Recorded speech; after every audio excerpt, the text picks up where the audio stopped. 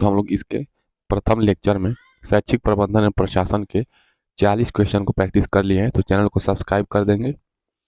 Video description box में Telegram और WhatsApp channel का लिंक है, वहाँ से व्हाट्सएप चैनल को आप ज्वाइन कर लेंगे। वहाँ से आपको हर एक क्लास का नोटिफिकेशन मिल जाएगा और पीडीएफ भी आप लोग टेलीग्राम से डाउनलोड कर सकते हैं। आपको जो भी पूछना है आप लोग टेलीग्राम या इंस्टाग्राम पे आप लोग मैसेज कर सकते हैं। प्रश्न नंबर 41, समय सारणी को कहा जाता है? विद्यालय की दूसरी घड़ी, अनुशासन, घंटा, अध्ययन।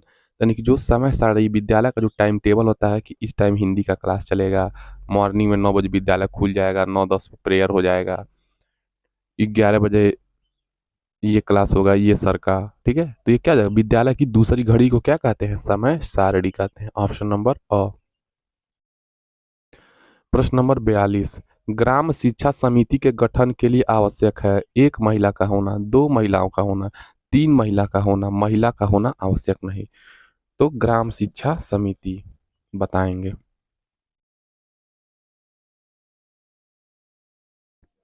तो प्रश्न नंबर 42 का उत्तर क्या हो जाएगा? ग्राम शिक्षा समिति के गठन के लिए एक महिला का होना आवश्यक है। प्रश्न नंबर 43, लर्निंग कार्नर द्वारा बच्चों में गुण विकसित होता है स्वयं द्वारा? अवलोकन करने का, निरीक्षण करने का, निष्कर्ष करने का, उपयुक्त सभी। यानी कि लर्निंग कॉर्नर यानी कि एक विद्यालय में एक ऐसा रूम बनाना जहाँ पे विभिन्न प्रकार के वस्तुएं रखी हों, पर्यटन स्थल से संबंधित चीजें हों, ऐतिहासिक तथ्य हों, ऐतिहासिक फैक्ट हों, ठीक है। तो उसको 43 का उत्तर बताएंगे। लर्निंग कार्नर द्वारा बच्चों में कौन सा गुण विकसित होता है? यानी कि वो जाएंगे लर्निंग कार्नर में तो बच्चे अवलोकन करेंगे कि ये कौन सा चीज रखा है। जैसे मान लीजिए ग्लोब रखा है तो उसको अवलोकन वो कर लेंगे कि हाँ ग्लोब है, यहाँ पे भारत की स्थिति है, ये हिंद महासागर, ये प्रशांत महासागर, ये यूरोप है, ये एशिया है। निरीक्षण करेंगे, निरीक्षण करने का निष्कर्ष निकालेंगे कि ये ग्लोब है तो ये क्यों, ये गोल है तो क्या वाकई में ये ग्लो है या इसकी शेप कुछ और है। तो उपर्युक्त सभी हो जाएगा। ऑप्शन नंबर 2 हो जाएगा उपर्युक्त सभी का। प्रश्न नंबर 44, न्यूपा परिषद का अध्यक्ष होता है राष्ट्रपति, प्रधानमंत्री, मानव संसाधन विकास मंत्री या कुलपति? तो न्यूपा परिषद का अध्यक्ष कौन होता है? प्रश्न नंबर 44 का उत्तर बताएंगे। तो न्यूपा परिषद का अध्यक्ष होता है मानव संसाधन विकास मंत्री। ऑप्शन नंबर 100 सही हो जाएगा। मानव संसाधन विकास मंत्री जो होता है न्यूपा परिषद का अध्यक्ष होता है। प्रश्न नंबर 45, विद्यालय की संरचना हेतु निर्माण संबंधी कितनी योजनाएं प्रचलित हैं? 4 योजना, 5 योजना, 2 योजना, 3 योजना। यानी कि विद्यालय की संरचना हेतु निर्माण संबंधी कितनी, विद्यालय का जो भवन निर्माण है उसके लिए कितनी योजनाएं चलाई जा रही हैं? तो 45 का उत्तर हो जाएगा ऑप्शन नंबर 2 यानी कि 3 योजनाएं चलाई जा रही हैं। प्रश्न नंबर 46, 46 क्या है? ग्राम शिक्षा समिति में विद्यालय के छात्रों के कितने अभिभावक सदस्य के रूप में सम्मिलित होते हैं? यानी कि ग्राम शिक्षा समिति में विद्यालय के छात्रों के कितने अभिभावक सदस्य के रूप में होते हैं? 2, 1, 4, 3। तो प्रश्न नंबर 46, तो 46 में का उत्तर क्या हो जाएगा? 3। यानी कि ग्राम शिक्षा समिति में विद्यालय के छात्रों के 3 अभिभावक क्या होते हैं? सदस्य के रूप में होते हैं। प्रश्न नंबर 47, उत्तर प्रदेश बेसिक शिक्षा परिषद का गठन, यानी कि Uttar Pradesh basic education department council का गठन किस बेसिक शिक्षा अधिनियम के अंतर्गत किया गया? 1971 में आया था वो अधिनियम, कि 1972 में, कि 1973 में, कि 1974 में? तो 47 का उत्तर क्या हो जाएगा? 47 का उत्तर हो जाएगा ऑप्शन नंबर ब, यानी कि 1972 में क्या हुआ था? उत्तर प्रदेश बेसिक शिक्षा परिषद गठन हुआ था। यानी कि बेसिक शिक्षा अधिनियम 1972 के अंतर्गत उत्तर प्रदेश बेसिक शिक्षा परिषद का गठन हुआ था। प्रश्न नंबर 48, अभिभावक शिक्षक संघ यानी कि पेरेंट्स टीचर एसोसिएशन यानी कि पीटीए की बैठक, यानी कि ऐसा संघ होगा, ऐसा एसोसिएशन होगा, संगठन होगा जिसमें क्या होंगे, पेरेंट्स होंगे यानी कि बच्चों के पेरेंट्स होंगे, विद्यालय के टीचर होंगे। यानी कि पेरेंट्स और टीचर क्यों होंगे, क्योंकि विद्यालय में कैसा शिक्षा व्यवस्था चल रहा है, बच्चों को ड्रेस मिल रहा है कि नहीं, मिड डे मील मिल रहा है कि नहीं, विद्यालय भवन जर्जर तो नहीं है, क्या शिक्षक पढ़ाने आते हैं कि नहीं। तो इन दोनों को, विद्यालय को सुचारू रूप से चलाने के लिए क्या हुआ, अभिभावक शिक्षक संघ का स्थापना हुआ है।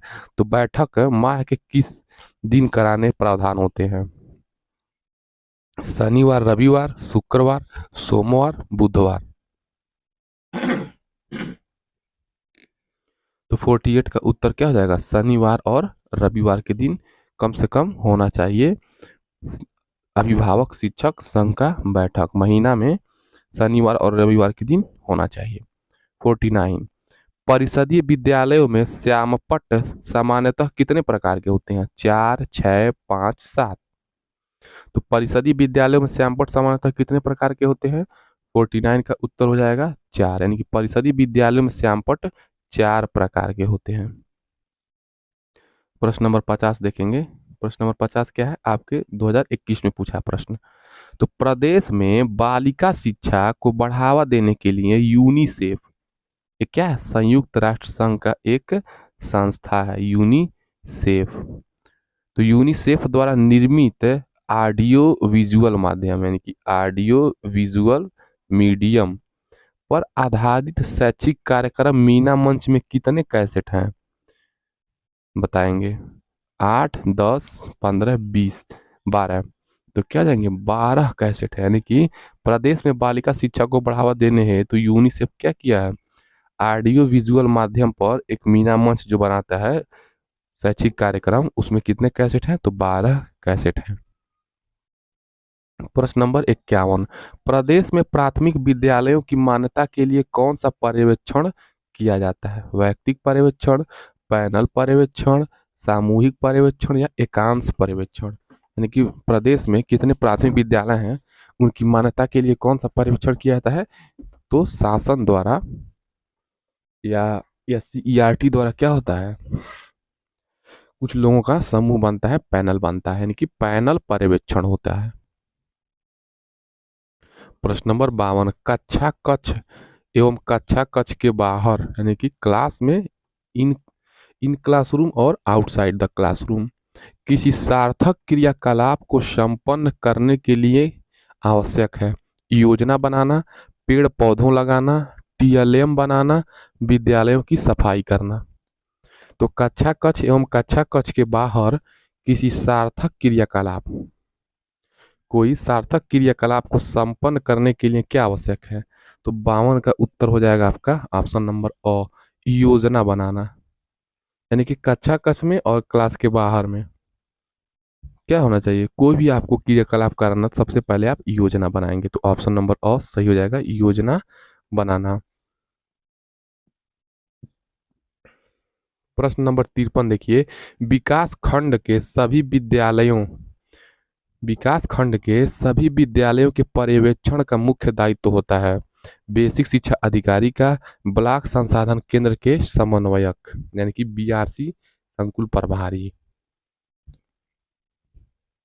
जिला समन्वयक या प्राचार्य डाइट। तो विकास खंड मतलब ब्लॉक, ब्लॉक के जो सभी विद्यालय होते हैं उनके पर्यवेक्षण यानी कि उनका जांच पड़ताल कौन करता है, तो विकास खंड। आपके ब्लॉक में जो प्राथमिक विद्यालय हैं, तो आपके विकास खंड में जो भी प्राथमिक विद्यालय हैं उनका पर्यवेक्षण कौन करेगा, तो जो BRC के समन्वयक होते हैं, इन्विजिलेटर्स होते हैं, संकुल प्रभारी, BRC संकुल प्रभारी वही करते हैं। प्रश्न नंबर 55 प्रश्न नंबर 55 है, उत्तर प्रदेश राज्य हिंदी संस्थान कहाँ है, प्रयागराज में, लखनऊ में, आगरा में, वाराणसी में। उत्तर प्रदेश राज्य हिंदी संस्थान कहाँ पे है, वाराणसी में है। तो उत्तर प्रदेश राज्य हिंदी संस्थान कहाँ पे है, वाराणसी में है। कहीं कहीं प्रयागराज भी दिया है लेकिन वाराणसी है। प्रश्न नंबर 56, जिला शिक्षा एवं प्रशिक्षण संस्थान की स्थापना हुई NCERT की अनुशंसा पर यानी कि डाइट की स्थापना कब हुई थी, राष्ट्रीय शिक्षा 1986 की अनुशंसा पर, यही ऑप्शन नंबर ब सही हो जाएगा। जो राष्ट्रीय शिक्षा नीति 1986 में आई थी, उसी के अंतर्गत जिला शिक्षा एवं प्रशिक्षण संस्थान depart district institute of education research and training, यानी कि जिला शिक्षा एवं प्रशिक्षण संस्थान की स्थापना हुई थी राष्ट्रीय शिक्षा नीति 1986 की अनुशंसा पर।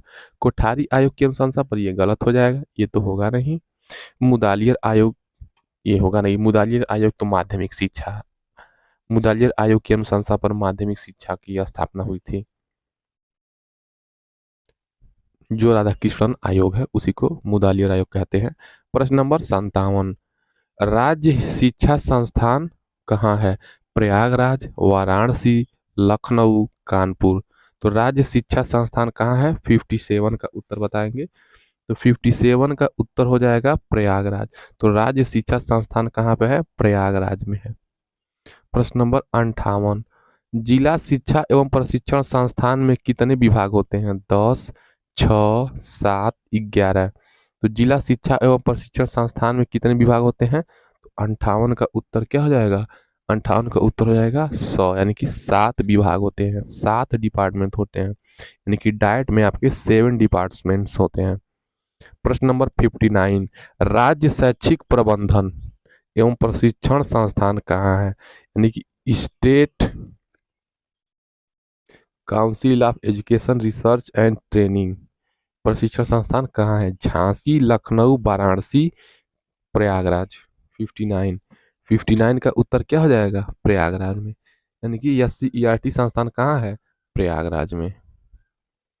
प्रश्न नंबर 60, 60 क्या है? NCERT का मुख्यालय कहाँ स्थित है? दिल्ली में है, राजस्थान में है, लखनऊ में है, कानपुर में है। तो NCERT का मुख्यालय कहाँ स्थित है? तो नई दिल्ली में है। 60, 60 का उत्तर क्या आ जाएगा? दिल्ली में। तो NCERT national council of education research and training, यानी कि राष्ट्रीय शैक्षिक अनुसंधान एवं प्रशिक्षण परिषद, वो आपका दिल्ली में है। प्रश्न नंबर 61, पाठ्य सहगामी क्रियाकलाप की विशेषताएं हैं। यानी कि पठन पाठन के साथ जो चलने वाली क्रियाकलाप है जिससे बालकों का सर्वांगीण विकास होता है, यानी कि बालक पढ़ते हैं और विकास करते हैं शारीरिक रूप से, मानसिक रूप से, ठीक है, सामाजिक रूप से और शैक्षिक रूप से। तो क्रियाकलाप की क्या विशेषताएं हैं, तो क्यों कराई जाती हैं? जैसे खेल कूद हो गया, खो खो हो गया, मीना मंच हो गया, सम्मेलन हो गए, क्यों कराए जाते हैं पाठ्य सागामी क्रियाकलाप? ताकि सांस्कृतिक कार्यक्रम हो, खूब बच्चों को मनोरंजन मिले, इसके लिए कराए जाते हैं। राष्ट्रीय पर्व है इसलिए कराए जाते हैं। वृक्षारोपण इसलिए कराए जाते हैं। उपर्युक्त सभी क्यों कराए जाते हैं? तो 61 का उत्तर हो जाएगा उपर्युक्त सभी, यानी कि पाठ्य सहगामी क्रियाकलाप इसलिए कराए जाते हैं ताकि बालकों में सांस्कृतिक कार्यक्रम डेवलपमेंट हो, उनके अंदर राष्ट्रीय पर्व की विशेषताएं, गुण, उपयोगिता, उद्देश्य पता चले। वृक्षारोपण भी कराते हैं आप लोग पाठ्य सहगामी क्रियाकलाप में, विद्यालय भवन के परिसर में या विद्यालय भवन के परिसर के बाहर। उपर्युक्त सभी हो जाएगा। नेक्स्ट प्रश्न देखिए, प्रश्न नंबर 62, मानवीय प्रबंधन के घटक हैं, यानी कि मानवीय प्रबंधन के घटक, यानी कि ह्यूमन मैनेजमेंट, विद्यालय भवन, पुस्तकालय, फर्नीचर, शिक्षक, बच्चे और समाज, समुदाय। देखिए मानवीय प्रबंधन यानी कि मनुष्य से रिलेटेड कौन सा मैनेजमेंट है? शिक्षक ही तो मनुष्य है, बच्चे ही तो मनुष्य है, तो ऑप्शन नंबर 10 सही हो जाएगा। पुस्तकालय तो भौतिक संसाधन है, भौतिक प्रबंधन है। फर्नीचर भी भौतिक प्रबंधन है। विद्यालय भवन भी क्या है? भौतिक संसाधन या भौतिक प्रबंधन है। ये तो सिंपल है क्वेश्चन। 63, विद्यालय प्रबंधन में महत्वपूर्ण भूमिका होती है प्रधानाध्यापक की, शिक्षक की, बच्चों की, उपर्युक्त सभी की। तो विद्यालय प्रबंधन की किसकी महत्वपूर्ण भूमिका होती है? तो उपर्युक्त सभी की। 63 का उत्तर हो जाएगा उपर्युक्त सभी, यानी कि विद्यालय प्रधानाध्यापक से चलेगा, शिक्षक से चलेगा, बच्चों से चलेगा। ऑप्शन नंबर 2 होगा, तभी विद्यालय में क्या होगी? एक सुनियोजित और स्वच्छ वातावरण, विद्यालय पठन पाठन चलेगा। प्रश्न नंबर 64, जिला स्तर की सर्वोच्च अकादमिक संस्था है।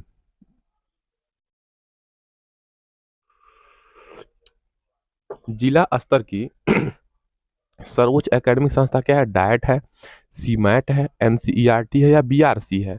बीआरसी मतलब ब्लॉक रिसोर्स सेंटर, यानी कि विकास खंड, यानी कि ब्लॉक लेवल पर जो होता है प्राइमरी लेवल शिक्षा का संस्थान, वो क्या होता है? बीआरसी होता है, यानी कि ब्लॉक संसाधन केंद्र।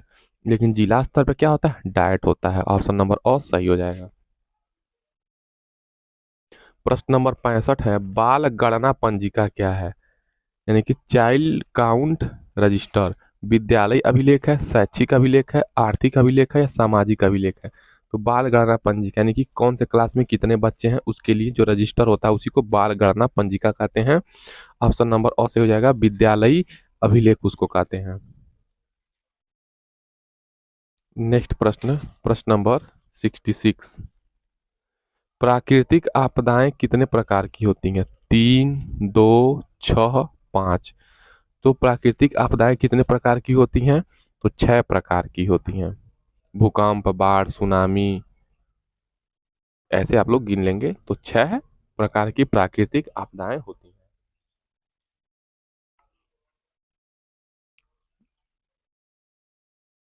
प्रश्न नंबर 67 देखेंगे, समय सारणी से बचत होती है आय की, समय और श्रम की, शिक्षण की, व्यय की। तो समय सारणी से क्या बचत होती है? 67 बताएंगे।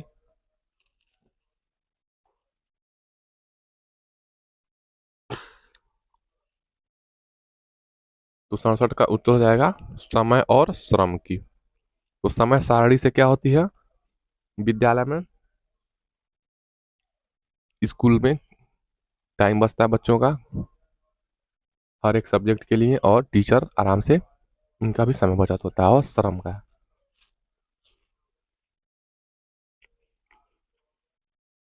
प्रश्न नंबर 68 है, साहित्यिक गतिविधि है नृत्य, कहानी लेखन, शैक्षिक भ्रमण, उच्चारण प्रतियोगिता। यानी कि लिटरेचर वाली जो एक्टिविटी है क्या है?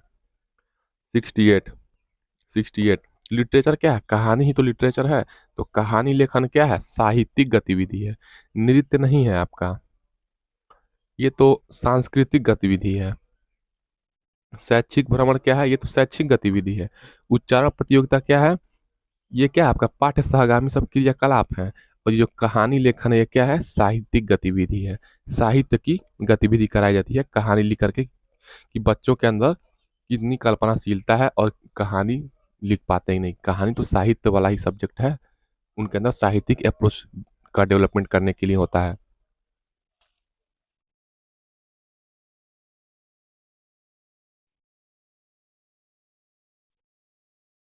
नेक्स्ट प्रश्न 69, निम्नलिखित में से कौन सा भौतिक संसाधन के अंतर्गत आता है?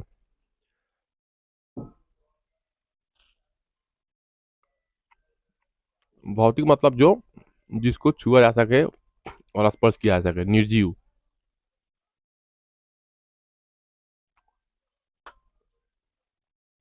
तो भौतिक संसाधन क्या है? छात्र छात्राएं, छात्र छात्राएं तो मानवीय संसाधन है, गलत।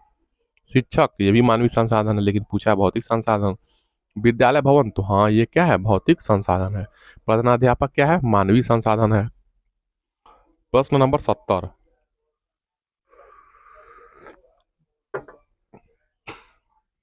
विद्यालय की बौद्धिक प्रयोगशाला होता है शिक्षण कक्ष, पुस्तकालय, विज्ञान प्रयोगशाला, म्यूजियम। तो विद्यालय की बौद्धिक प्रयोगशाला क्या होता है? पुस्तकालय होता है। ऑप्शन नंबर बहुत सही हो जाएगा। पुस्तकालय क्या होता है? विद्यालय की बौद्धिक प्रयोगशाला होता है, यानी कि मेंटल लेबोरेटरी या इंटेलेक्चुअल लेबोरेटरी या कॉग्निटिव लेबोरेटरी कह सकते हैं इसको। यानी कि बच्चे यहाँ बैठ के चिंतन मनन करते हैं और उनका मानसिक विकास होता है। प्रश्न नंबर 71, एक्सप्लेन मैं इसलिए कर रहा हूँ ताकि आपका अति लघुत्तरी और लघुत्तरी में भी आप लोग लिख सकें, अगर पूछे मानवीय संसाधन क्या है, भौतिक संसाधन क्या है। तो देखिए इसीलिए मैं एक्सप्लेन करते चाहता हूँ, चाहूँ तो मैं डायरेक्ट प्रश्न का उत्तर बताते चल सकता हूँ, लेकिन एक्सप्लेन करने से क्या होगा आपको पता चलेगा कि ये सारी चीज़ें क्या होती हैं और इसको आप लोग डीप अध्ययन करते चलेंगे इधर से ही, बहुविकल्पी के साथ ही आप लोग उसमें लघुत्तरी और अति लघुत्तरी भी खोजते चलेंगे। ये होता है स्मार्ट अप्रोच पढ़ाई का। 71 मानवीय प्रबंधन। देखिए अब मानवीय प्रबंधन आ गया है, पूछ सकता है अति लघुत्तरी में मानवीय प्रबंधन के घटक क्या हैं। तो फर्नीचर है, पुस्तकालय है, विद्यालय भवन है, शिक्षक छात्र छात्राएं एवं समुदाय। तो मानवीय प्रबंधन तो शिक्षक छात्र एवं समुदाय क्या है, मानवीय संसाधन है, मानवीय प्रबंधन है। यानी कि जो मानवीय प्रबंधन विद्यालय में होता है वो शिक्षक करते, बिना शिक्षक का विद्यालय चलेगा नहीं चलेगा। एक तरीके से मानवीय प्रबंधन होना जरूरी है, छात्र छात्राएं भी होना चाहिए तभी मानवीय प्रबंधन होगा। और समुदाय, समाज रहेगा तभी ना बालक पढ़ने जाएंगे। तो 72 का उत्तर बताएंगे आप लोग। विद्यालय के अभिलेखों का मुख्य उद्देश्य होता है दंड का साक्ष्य, आवश्यक सूचनाओं का रखरखाव, अनियमितताओं की जानकारी, निरीक्षण में सहयोग। तो विद्यालय के अभिलेखों का मुख्य उद्देश्य क्या होता है 72। तो आवश्यक सूचनाओं का रखरखाव। ये तो सिंपल क्वेश्चन है भाई, विद्यालय में क्यों क्यों डॉक्यूमेंट्स होते हैं, क्यों रजिस्टर होते हैं, ताकि आवश्यक सूचना होगा कि टीचर का अटेंडेंस बनेगा, बालकों का अटेंडेंस बनेगा, कितना टीएलएम ग्रांट से पैसा मिला है, कितना इस परियोजना पर खर्च हुआ है, ये सारी चीज़ें को कहाँ रखेंगे, दिमाग में नहीं। तो आवश्यक सूचनाओं के रख रखाव के लिए विद्यालय अभिलेख रखे जाते हैं।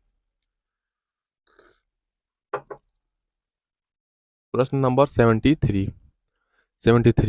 कोठारी कमीशन ने 1964-66 यानी कि कोठारी कमीशन कब आया था 1964-66। राष्ट्र निर्माता की संज्ञा किसे दिया है, प्रतिभाशाली छात्रों को, इंजीनियरों को, अध्यापकों को, शिक्षा अधिकारियों को। तो कोठारी कमीशन ने 1964-66 में राष्ट्र निर्माता की संज्ञा किसे दिया था। 73 का उत्तर क्या हो जाएगा, 73 का उत्तर हो जाएगा अध्यापक। तो राष्ट्र निर्माता क्या होता है, अध्यापक होता है, इसीलिए शिक्षा का सम्मान होता है। तो कोठारी कमीशन 1964-66 में क्या किया गया, राष्ट्र निर्माता अध्यापक होता है। प्रश्न नंबर 74। शैक्षिक पर्यवेक्षण यानी कि शिक्षा से रिलेटेड पर्यवेक्षण यानी कि चारों परि प्लस वेक्षण यानी कि सुपरविजन यानी कि चारों तरफ से उसको निरीक्षण करना।